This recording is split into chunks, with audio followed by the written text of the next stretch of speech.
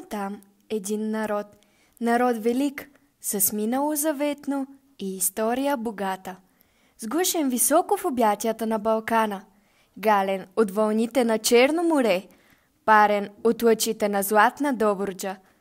Народ, известен с мъки тежки, но и дни велики.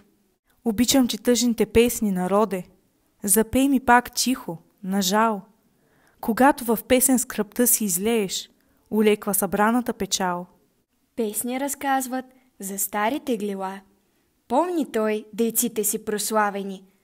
Робски времена, главите сведени, само за едно мечтаят – свобода. Мрак, безправност, самота. Това било е, но не ще да бъде и не ще и да се чуе, защото в сърцата български топти една надежда. Някъде в скритите килии се живот заражда. Живот на знание, просвета, светлина. Защото ако ще ни нещо нас като народ запази, то е вярата и нашата книжнина. Пръв запали светлината в Атонските гори Паисии и роди се просвещение. Написа той история славяно-българска. Да се знае и да бъде. Четете и я препишете. Казал е Паисий. Икона, жива на един народ. Ръка, която като свеж трепери. Очи, в които българския свод отново синевата си намери. Тъй след него делото се продължило. И Софроний Врачански пръв изпълнил е заветът. Преписал е история славяно-българска и разпространил е светлината. Да се разбере, да се знае, слепеца да прогледа, глухия да чуе и да вика с пълно гърло. Пътят тежък е безспорно, но вяра трябва, промяната дошла е. За да знае, за да може, за да иска, българина трябва да брани своята писменост и вяра. Те е казал и Васил Априлов.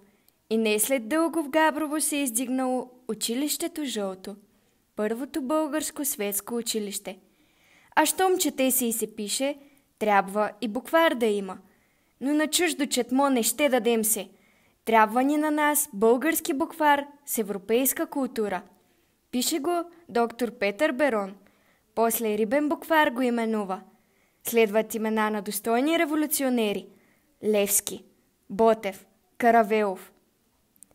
Дейността е свята. Те събуждат умовете, карат сърцата с техния зов да бият. И затова почитайте и знайте всеки, дал живот за свободата и писмото. А в тишината бавно оживяват и те, и вековечната им слава. Замръзнали в портретите си бледни, те полухора и полулегенди. Стоят си тук и прах и слава сбират. Веднъж умрели, вече не умират. Те и до днес в нас живеят, живи, апостоли на незабележими, под образ нов или под ново име, борба за щастие, за красота човешка, борба без кръв, но не е по-малко тежка. Те са тук и днес. Има ги и в нашето съвремие. Изписват буква по буква, нижат редовете. И от очите им строи светлина. И ако преди е имало нужда от будители, за да се види ясно свободата, то сега са двойно повече на света ни нужни. За да се прогледне, да се забележи, да се чуе къде е истината.